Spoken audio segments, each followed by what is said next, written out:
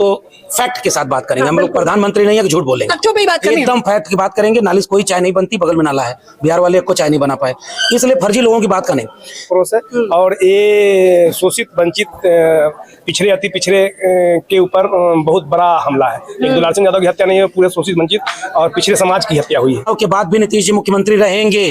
पत्रकार ने पूछा कि साहब अगर बीजेपी की ज्यादा सीटें आ गई तो भी मुख्यमंत्री कौन होगा? नीतीश कुमार। विधायक दल की बैठक नहीं हुई है को जीते, जनता हरा रही। अगर बिहार इस साजिश से बच गया तो बिहार इस बार महागठबंधन की सरकार बनाएगा, और अगर बिहार में महागठबंधन की सरकार नहीं बनी तो यूपी वालों से सबक ले लेना। वहां के मुख्यमंत्री योगी आदित्यनाथ कहता है कि बुलडोजर चलेगा, तो बिहार वालों को समझ में आ रहा है वो बुलडोजर दलितों पर, पिछड़ों पर, अति पिछड़ों पर, नौजवानों पर, किसानों पर चलेगा। तो उन्होंने करके दिखा दिया।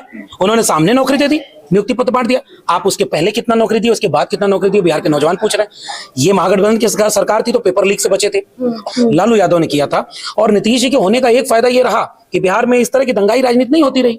लेकिन अब बीजेपी चाहती है कि पूरा बिहार मेरे हाथ में आ जाए, नीतीश कुमार को किनारे कर दिया जाए।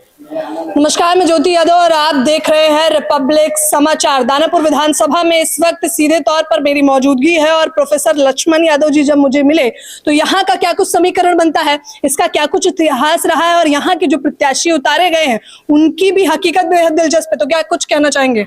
देखिए, इस बार का बिहार का चुनाव, पहली बात तो ये तय हो गया है कि विधायक बनाने से ज्यादा बड़ा मुख्यमंत्री बनाना, महागठबंधन को जिताना, बिहार को बिहार के मुद्दे पर, बिहार के विजन के साथ चुनाव लड़ करके इस मुद्दे को जिताना, जो तेजस्वी प्रण नामक घोषणा पत्र में दिया गया है। और ये चुनाव कोई सामान्य चुनाव नहीं है, ये चुनाव बिहार की जनता लड़ रही है। जितने दिन से मैं यहाँ हूँ और मैंने पूरे बिहार के मिजाज को देखा है, बिहार की जनता खुद उन समाजवादियों के इस पुराने पैटर्न पर समझ रही है कि रोटी को अगर पलटा न जाए तो वो जल जाएगी। और बिहार में तो लगभग 20 साल हो गया कि रोटी पलटने का वक्त, इससे अच्छा और कुछ हो नहीं सकता। जो सरकार है बिहार में, नीतीश जी जितना काम करना था कर गए, नहीं करना था नहीं किए। अब तो उनका वोटर भी बिहार में अंदर खाने ये बात कर रहा है कि ये भाजपा वाले उनको मुख्यमंत्री इस बार तो नहीं बनाएंगे। वो दूल्हा ऐसा बनाए हैं जिसको माला नहीं डालेंगे। तो अब इसका मतलब उनका जो वोटर है, जो भाजपाइयों की साजिश को समझता है, उनकी सांप्रदायिकता की राजनीति को, जातिवादी राजनीति को समझता है, वो भी ये मन बना रहा है कि जब नीतीश जी को मुख्यमंत्री बनाओगे नहीं तो हम क्यों तुम्हें वोट दें। और बाकी बीजेपी ने उनकी पार्टी को भी हाईजैक कर लिया। अभी गुजरात से 2 आदमी जो मोदी और शाह चल करके आए हैं, वो रिमोट से बिहार को चला रहे हैं। अपने भेजे हुए लोगों को उन्होंने जेडीयू में भेज दिया। तो ये सारे बिहारियों को पता हो गया है। ये उनको लगता था कि वो जो सुबह उठते छठ मैया का गीत सुनता हूँ तो रील बनाने का रोजगार दे दिया हूँ, बिहार में जमीन नहीं इसलिए फैक्ट्री नहीं है, ये सब जो झूठ बोलकर टीवी मीडिया से दिखाते थे वही बिहार सुनेगा, ऐसा नहीं है। बिहार यहाँ की जमीनी हकीकत को सुन रहा है, इसलिए बिहार ने मन बना लिया कि अब की महागठबंधन का मुख्यमंत्री बनेगा। और तेजस्वी यादव को इतना विजनरी लीडर, बिहार के लिए उनके पास एक एक्शन प्लान है, युवाओं, किसानों, नौजवानों के लिए, रोजगार के लिए, शिक्षा के लिए, इतनी सारी चीजें हैं। तो अब की केवल दानापुर विधानसभा नहीं, आप किसी भी विधानसभा में चले जाइए, भाजपा के अंधभक्त या भाजपाई वोटरों को छोड़ दीजिए, तो जो बाकी वोटर हैं वो तो मन बना लिए हैं कि इस बार महागठबंधन को जिताना है। वही हम दानापुर विधानसभा में भी देखेंगे। पटना की विधानसभा, पटना के पास की विधानसभा, जिसमें अमूमन ये लगता रहा होगा कि भाजपा का वर्चस्व है, भाजपाई वोटर हैं। लेकिन जब लहर चलती है ना, जब जनता चुनाव लड़ रही होती है तो रासायनिक कैलकुलेशन गड़बड़ हो जाता है, मैथमेटिक कैलकुलेशन बदल जाता है। और इस बार मेरा पूरा यकीन है कि दानापुर विधानसभा में यहाँ पर महागठबंधन के प्रत्याशी आरजेडी के सिंबल पर लड़ रहे रीतलाल जी जो चुनाव लड़ रहे हैं, वो भारी बहुमत से जीतेंगे, ऐसा यहाँ के मिजाज को देखकर लगता है। और हमें लगता है कि इससे पूरे बिहार में एक पैगाम जाएगा। अच्छा, मैंने जो तेजस्वी प्रण था वो भी कवर किया था, आप लोगों ने देखा। मैंने दूसरा घोषणा पत्र भी एनडीए का पढ़ा। तो क्या लगता है कि कितना माहौल अब पलटेगा, क्योंकि जितने वादे इधर करे गए हैं उससे अधिक प्लस में ही वादे उधर चल रहे हैं। वहां के वादे तो थे 1 साल में 2 करोड़ रोजगार दे देंगे, 15 लाख हर अकाउंट में आ जाएगा, 100 दिन में काला धन आ जाएगा और नोटबंदी से आतंकवाद खत्म हो जाएगा। एक भी वादा पूरा हुआ? तो जब पूरा देश उन झूठों को पहचान गया है तो बिहार तो बहुत पहले से झूठों से बड़ा सजग रहा है। और बिहार में इस तरह की चेतना रही है हमेशा कि कभी किसी ने धर्म के नाम पर लड़ाने की कोशिश की तो बिहार ने उस सांप्रदायिकता की आग को लगने नहीं दिया। छिटपुट चीजों को छोड़ दीजिए तो बिहार तो लालू यादव के उस दौर को भी देखा है कि मंडल के विरोध में जब कमंडल लेकर के लोग निकले थे तो उनके रथ को रोकने का काम यही गरीबों के मसीहा, सामाजिक न्याय के पुरोधा लालू यादव ने किया था। और नीतीश जी के होने का एक फायदा ये रहा कि बिहार में इस तरह की दंगाई राजनीति नहीं होती रही। लेकिन अब बीजेपी चाहती है कि पूरा बिहार मेरे हाथ में आ जाए, नीतीश कुमार को किनारे कर दिया जाए। अब वो स्वस्थ भी उस तरह से नहीं है। तो जब भाजपा का मुख्यमंत्री रहेगा तो जो उत्तर प्रदेश में हो रहा है, मैं उत्तर प्रदेश का रहने वाला हूं और मैं जान रहा हूं कि वहां केवल बुलडोजर चलता है, वहां रोजगार के नाम पर कुछ भी नहीं, वैकेंसी नहीं आई, वहां इस तरह की कोई चीज नहीं हो रही है जो उत्तर प्रदेश वालों को पसंद आ रही है। जेलों में सबसे ज्यादा पीडीए परिवार के लोग हैं, उनका ऊपर झूठे मुकदमे, फेक इनकाउंटर, रोजगार है नहीं। वही बिहार में हो जाएगा अगर यहाँ बीजेपी का मुख्यमंत्री आ गया। एक बात तो जो उनका शिगुफा है वो बिहार के लोग पहले से जानते हैं। महागठबंधन ने जब तेजस्वी प्रण बनाया तो उसमें तो ऐसी चीजें दिखाई कि जिससे बिहार के नौजवानों को कनेक्ट करने का मौका मिला। ये वो आदमी वादा कर रहा है जिसने 17 महीने की सरकार में 1,60,000 नियुक्ति पत्र तो एक बार में बांटे थे और लगभग 4 लाख से ज्यादा नौकरी दे दी। तो जिसने नौकरी देकर दिखा दिया है, बिहार के लोग उसको मानेंगे कि जो 2 करोड़ रोजगार हर साल देने का झूठ बोला था दिल्ली में, वो बिहार में झूठ बोल रहा है 1 करोड़ दे देंगे। कहां से दे दो? अच्छा देना था तुम्हें तो सरकार में तो तुम हो। आप ये सवाल बिहार के लोग उनसे पूछ रहे हैं कि तुम किस बात का घोषणा पत्र ले आ रहे हो? तुम्हें अपने काम का श्वेत पत्र जारी करना चाहिए था कि 12 साल से नरेंद्र मोदी दिल्ली में बैठे हैं तो उन्होंने ये काम किया। नीतीश कुमार के गठबंधन में बीजेपी शामिल रही है हमेशा। कुछ देर को छोड़ दें, जब नीतीश कुमार जी को लगा था कि सांप्रदायिकता से देश को बचाना है, बाद में वो पलट गए, किस मजबूरी में पलटे ये सब लोग जानते हैं। तो तुम यहां भी सरकार में रहे तो तुम अब वादा कर रहे हो कि सिलेंडर सस्ता देंगे, फिर बिजली, अरे अब तक क्यों नहीं दिए? यही नीतीश कुमार कहते थे नौकरी कहां से देगा, जेल से ले आएगा पैसा। और जब आप वहां से गठबंधन में शामिल हुए तो उन्होंने करके दिखा दिया, उन्होंने सामने नौकरी दे दी, नियुक्ति पत्र बांट दिया। आप उसके पहले कितना नौकरी दी, उसके बाद कितना नौकरी दी, बिहार के नौजवान पूछ रहे हैं। ये महागठबंधन की सरकार थी तो पेपर लीक से बचे थे और अब पेपर लीक कितना हो रहा है ये भी सबको पता है। ऐसे में उनके घोषणा पत्र पर बिहार कैसे भरोसा करे? भाई घोषणा पत्र वो देता है कि जिसको जो कहता है कि हमें मौका नहीं मिला कायदे से काम करने का, जब जब मिला तो हमने ये किया, पूरा 5 साल का मौका देंगे तब हम ये करेंगे। और वो व्यवहारिक है। उन्होंने तेजस्वी जी ने कहा 200 यूनिट बिजली फ्री करेंगे, इन्होंने कहा 150। नीतीश जी का एक भाषण है, सदन में बोल रहे थे हम फ्री उरी देने के पक्ष में नहीं हैं, और तेजस्वी जी के घोषणा पत्र की नकल करके वो कह रहे हैं हम फ्री दे देंगे। इन्होंने कहा जीविका दीदी को परमानेंट करेंगे, 30,000 सैलरी देंगे, संविदा कर्मियों को परमानेंट करेंगे और हर घर में सरकारी नौकरी देंगे। तो वो भी कह रहे हैं हम भी 1 करोड़ नौकरी देंगे। आप कॉपी कर रहे हैं, नकल मार रहे हैं, लेकिन नकल भी अकल से नहीं मार रहे हैं। इसलिए मुझे लग रहा है उनके घोषणा पत्र में झूठ है।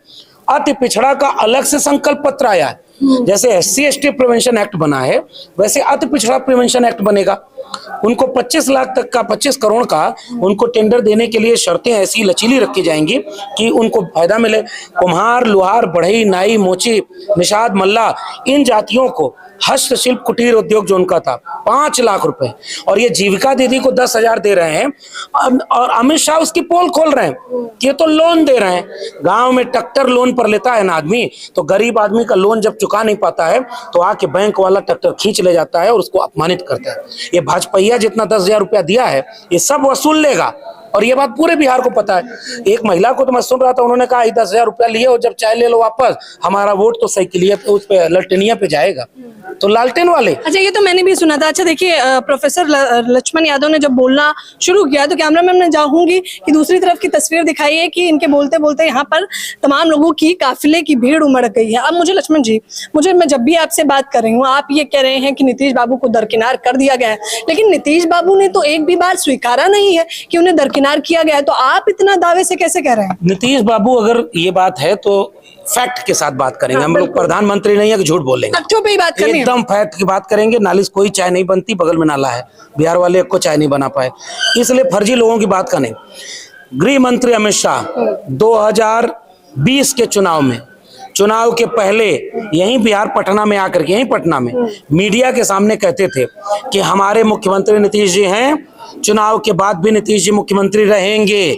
पत्रकार ने पूछा कि साहब अगर बीजेपी की ज्यादा सीटें आ गई तो तो भी मुख्यमंत्री कौन होगा? नीतीश कुमार। विधायक दल की बैठक नहीं हुई है। प्रधानमंत्री नरेंद्र मोदी जब बिहार में रैली करने आते थे तो मंच से जोर जोर से बोलते थे कि ये नीतीश जी मुख्यमंत्री हैं और हमारी सरकार बनेगी तो फिर मुख्यमंत्री ये होंगे। इस बार नरेंद्र मोदी के मुंह से सुना क्या कि नीतीश जी मुख्यमंत्री होंगे? इस बार अमित शाह से बोला क्या? बोला गया ये?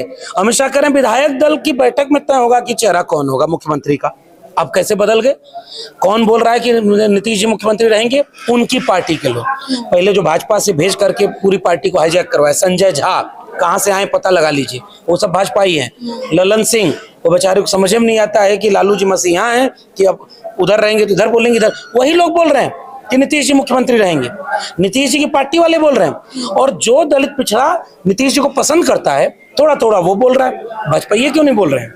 इसका मतलब ये है कि भाजपा वालों ने एक रणनीति बना रखी है कि एक दूल्हा ऐसा हमने घोड़ी पर बिठाया है, बारात में घुमा रहे हैं और जैसे ही माला पहनाने का समय आएगा दूल्हा बदल जाएगा। एकनाथ शिंदे महाराष्ट्र में ऐसे ही दूल्हा थे।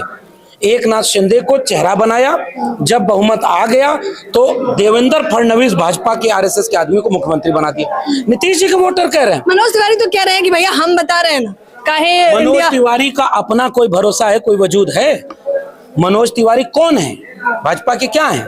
अमित शाह से बड़े हैं, रिंकिया के पापा हैं, पापा रहे, और रिंकिया के पापा का अच्छा हिसाब बिहार वाले जानते हैं। बिहार वालों के लिए इतना अच्छा उसका जवाब है कि उचित समय पर इसका जवाब देंगे। नरेंद्र मोदी और अमित शाह क्यों नहीं बोल रहे?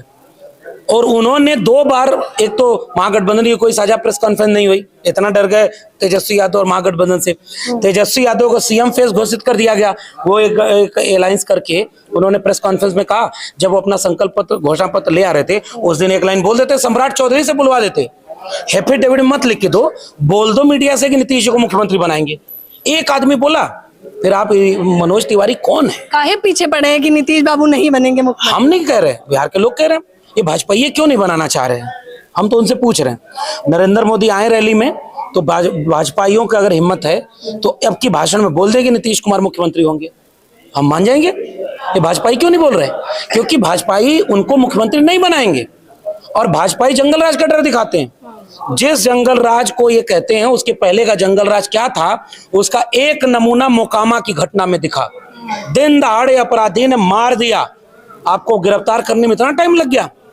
आप इतना बड़ा दुर्दांत 40-50 गाड़ी से प्रचार कर रहा है, इतनी गाड़ियां लेकर के, और हत्या दिन दहाड़े कर रहा है। दुलार चंद यादव की हत्या, जरा बिहार के लोग इस बात को समझेंगे, धानुक प्रत्याशी है, धानुक प्रत्याशी का समर्थन कर रहे थे दुलार चंद यादव। तो यादव के नाम पर भाजपा पूरे देश में जो बदनाम कर रहे हैं, वो तो धानुक के प्रचार के चलते गोली मार के हत्या कर दी गई। और जब उनका शव रखा गया है वहां क्या हुआ? उसके बाद जब शव यात्रा निकल रही है, कौन हमला कर रहा है? किसका मन इतना पड़ गया? बिहार देख रहा है। इसलिए बिहार तेजस्वी यादव की पढ़ाई, कमाई, दवाई, सिंचाई, सुनवाई और कार्रवाई को ये देख रहा है कि ये नया नेता है, ये हमारा नेता है, ये शिक्षा की बात करेगा, ये नौकरी की बात कर रहा है। ये अति पिछड़ों के उस व्यक्ति ने इतना कह दिया कि मेरे परिवार का भी अगर कोई गलत करेगा तो मैं उसको भी सजा देने में पीछे नहीं हटूंगा। और मोदी जी फैक्ट्री लगाएंगे गुजरात में, विक्ट्री चाहिए यहाँ पर, तो नरेंद्र मोदी बताएं कि बिहार, और आपको हिसाब देना है। भाजपा पूरी तरह फेल हो गई है, लेकिन बिहार को सजग रहना होगा। जिस दिन चुनाव में वोट पड़े 6 नवंबर और उसके बाद 11 नवंबर, दोनों दिन केवल वोट डालना डलवाना ही नहीं है, वोट की हिफाजत करना है, वोट को गिनवाना है और सर्टिफिकेट लेकर के जाना है। भाजपा की साजिश के जरिए वो चुनाव जीतना चाह रही है। जनता तो उसे हरा चुकी है, जनता हरा चुकी है। भाई कहीं उनके रैली में भीड़ आ रही है और एक तेजस्वी यादव की रैली में जाके देख लीजिए, आप खुद देखिए ना। हम तो महागठबंधन के समर्थन में खड़े हैं, तो हम तो अपनी बात बोलेंगे। और इसलिए हम एक बात ये कहना चाह रहे हैं, जनता का मैंडेट मीडिया नहीं दिखा रहा है, वो टीवी मीडिया, वो तो भाजपा के पैसे पर चल रहा है। इसलिए मेरा मानना है कि भाजपा के पास बेईमानी, साजिश, लूट, झूठ, फूट और प्रशासन का दुरुपयोग, यही जरिया बचा है कि वो चुनाव को जीते। जनता हरा रही। अगर बिहार इस साजिश से बच गया तो बिहार इस बार महागठबंधन की सरकार बनाएगा। और अगर बिहार में महागठबंधन की सरकार नहीं बनी तो यूपी वालों से सबक ले लेना। वहां के मुख्यमंत्री योगी आदित्यनाथ कहता है कि बुलडोजर चलेगा, तो बिहार वालों को समझ में आ रहा है वो बुलडोजर दलितों पर, पिछड़ों पर, अति पिछड़ों पर, नौजवानों पर, किसानों पर चलेगा। अगर उससे बचना है तो इस बार महागठबंधन को जिताना होगा। लक्ष्मण यादव हैं जो सीधे तौर पर बता रहे हैं। बस मुझे आखिरी सवाल जो लालटून जी से भी लेना है, मुझे ये जानना है कि बताइए क्या जिस प्रकार से दुलार चंद यादव की हत्या की गई है वो इस बार यादवों में गुस्सा है या नहीं? काफी आक्रोश है, पूरे बिहार में आक्रोश है। और ये शोषित वंचित पिछड़े अति पिछड़े के ऊपर बहुत बड़ा हमला है। एक दुलार चंद यादव की हत्या नहीं है, पूरे शोषित वंचित और पिछड़े समाज की हत्या हुई है। इसको बताइए, आप तो अनंत सिंह को गिरफ्तार कर लिया गया, आप लोग खुश हैं इससे? वो तो संपत्ति लेने के लिए गिरफ्तार किया गया है। उसको क्या हो जाएगा, गिरफ्तार करेगा 10 दिन जेल के बाद बेल हो जाएगा। तो पोस्टमार्टम रिपोर्ट बदल दिया गया, तो गोली से मर्डर हुई है, बोल रहा है गोली लगने से मर्डर नहीं हुई है। वो ये आईवास का किया जा रहा है, मतलब एक उसके समाज को संपत्ति लेने के लिए उसको अरेस्ट किया गया है। उनके समाज को सिंपैथी लेने के लिए उन्हें अरेस्ट किया गया है। हालांकि ये जिस प्रकार से जंगल राज चरम पर चल रहा है इसका पूरा हिसाब बिहार की जनता इस बार मतदान से करेगी, यानी कि वोट के चोट से बताने वाली है। फिलहाल इस खबर के बारे में आप लोग मुझे अपनी राय जरूर दें। कैमरामैन नावेद के साथ ज्योति यादव, रिपब्लिक समाचार।